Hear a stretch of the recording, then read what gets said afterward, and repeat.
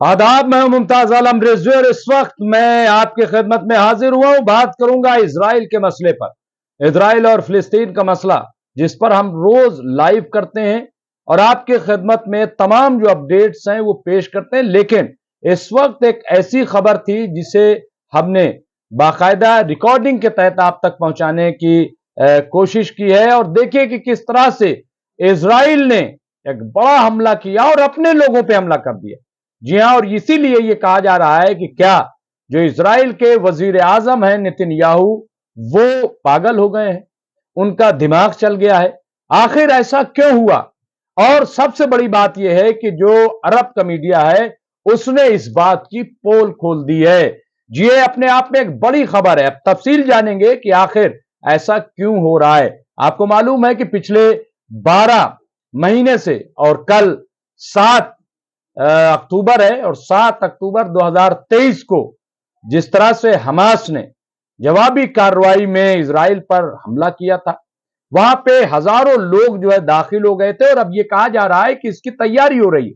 बहुत मुमकिन है कि कल भी ऐसा हो, ऐसा चलाया जा रहा है। अमेरिका सोर्स है, इजरायली सोर्स है और तमाम अफवाह भी हो सकती है, साइकोलॉजिकल वॉर भी क्योंकि चल रही है।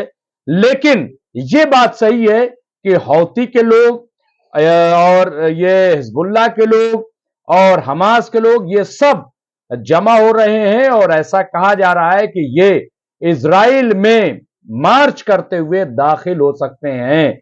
लेकिन इस वक्त की जो खबर है जो मैं आपकी खिदमत में हाजिर हुआ हूं वो ये कि ऐसा क्यों हुआ कि इजराइल ने, नेतन्याहू ने अपने ही लोगों पर हमला करा दिया और अरब मीडिया ने इसकी पोल खोल कर रख दी है।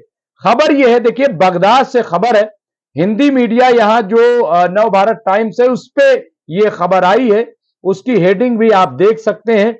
और याद देखिए कि इजराइल ने 2 दिन पहले शुक्रवार यानी जुमा को 4 अक्टूबर को बताया था कि गोलान हाइट्स में उसके एक सैन्य बेस पर यानी फौजी जो है एयर बेस पर इराक से ड्रोन हमला हुआ है जिसमें 2 फौजी मारे गए हैं, 2 फौजियों की मौत हो गई थी आईडीएफ के। अब इस मामले में एक नया मोड़ आया है। इराक में मौजूद ईरान के प्रॉक्सी समूहों और अधिकारियों ने इसे इजराइल की मनगढ़ंत कहानी बताया है। अरबी मीडिया आउटलेट मिडिल ईस्ट आई MEE को बताया है कि उनकी तरफ से इजराइल पर कई हमले किए गए हैं, लेकिन शुक्रवार को यानी जुमा को गोलान हाइट्स पर कोई हमला नहीं हुआ है। अब यहां पे देखिए ये बहुत बड़ी बात है, मैं समझ रहा हूं।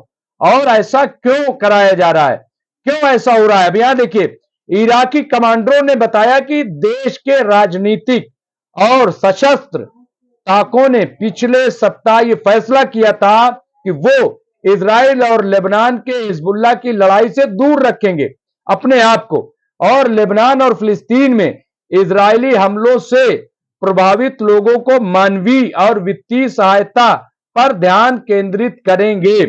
हालांकि इस्लामिक रेजिस्टेंस इन इराक यानी ईरान के प्रॉक्सी गठबंधन के 2 आतंकवादी समूह कतायब हिजबुल्लाह और हरकते हिजबुल्लाह अल नुजाबा ने इजराइल के अंदर हमले जारी रखे हैं।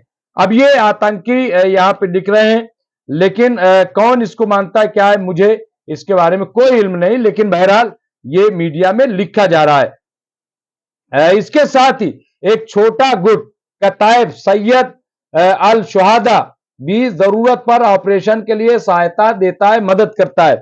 शुक्रवार को इजरायली सेना ने कहा कि सुबह गोलान में विस्फोटक से लदे 2 ड्रोन ने उसके जवानों को निशाना बनाया।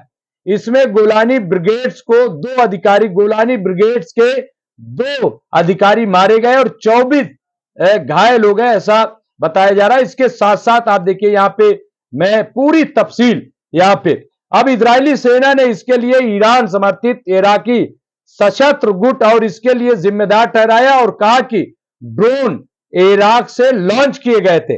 अब इराक में मौजूद ईरान के तीनों प्रॉक्सी ने इजराइल के दावे को चुनौती दी है और कहा है कि उस दिन उन्होंने हमला ही नहीं किया था। कतायब सैयद अल शुहदा ने के नेता और समूह के प्रवक्ता यानी तर्जुमान कदीम अल फरतूसी ने MEE को के रेजिस्टेंस और ऑपरेशन के फौरन घोषणा कर दिया था, ऐलान कर देता है। उन्होंने कहा है कि फौरन इसका ऐलान कर दिया जाता है, छिपाया नहीं जाता। हम जो भी कार्रवाई करते हैं उसका ऐलान कर देते हैं, क्या हुआ है वो तमाम तफसील भी हम दे देते हैं। उन्होंने आगे बताया कि रेजिस्टेंस ने इस ऑपरेशन की घोषणा नहीं की या इसकी जिम्मेदारी नहीं ली, जैसा कि कुछ रिपोर्ट में कहा गया था। अगर हमने इसे अंजाम दिया होता तो हम इसकी घोषणा करते। इराकी सशस्त्र गुटों की निगरानी करने वाले पॉपुलर मोबिलाइजेशन अथॉरिटी के एक सीनियर अधिकारी ने बताया कि इजराइल के आरोपों के बाद शुक्रवार को एक बैठक बुलाई गई थी। इस बैठक में कतायब हिजबुल्लाह अल नुजाबा और कतायब सैयद अल शोदा के जो नुमाइंदे भी इसमें शामिल हुए थे। अधिकारी ने कहा कि तीनों गुटों ने ऑपरेशन करने से इनकार किया है। बैठक में शामिल हुए अधिकारी ने एमई से बताया कि इस तरह के ऑपरेशन को अंजाम देने की क्षमता केवल कतायब हिजबुल्लाह के पास है और उन्होंने साफ कहा है कि वो इस हमले के पीछे नहीं थे, यानी साफ साफ मना कर दिया है। अब इसीलिए ये बात कही जा रही है कि दरअसल ये हमला जो हुआ है वो खुद इजराइल ने किया है और अपने लोगों पे भी ये हमला करा दिया है। अगर ये बात सही है, अगर ये बात सच्ची है और अगर इसके पीछे खुद जो इजराइल या नेतन्याहू और उनके जो ग्रुप्स हैं उनकी कोई बड़ी साजिश है, तो इससे ज्यादा शर्मनाक बात कोई नहीं हो सकती।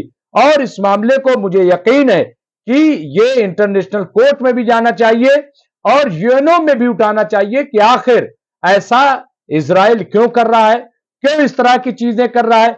क्या वाकई इनका दिमाग खराब हो गया है, इनका दिमाग नहीं काम कर रहा है? क्योंकि एक बात तो तय है कि अगर ये जंग रुक जाती है तो इसमें सबसे पहले आप देखिएगा कि नेतन्याहू निकाले जाएंगे, नेतन्याहू की कुर्सी जाएगी, क्योंकि 7 अक्टूबर 2023 से पहले 7-8 महीने से नेतन्याहू के खिलाफ, उनके भ्रष्टाचार के खिलाफ, उनके घोटालों के खिलाफ, उनकी बदउनवानियों के खिलाफ वहां प्रोटेस्ट हो रहा था।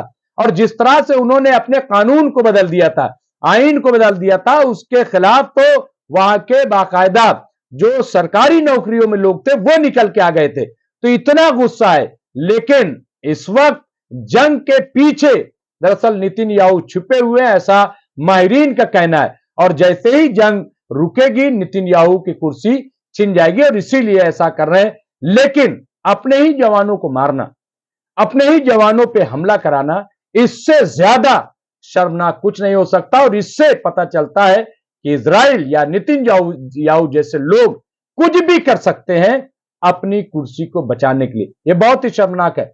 बहरहाल आप देखिए 10:30 बजे हमारे साथ लाइव जुड़िएगा और अपने कमेंट्स दीजिएगा और हमसे बात कीजिएगा। बहुत बहुत शुक्रिया।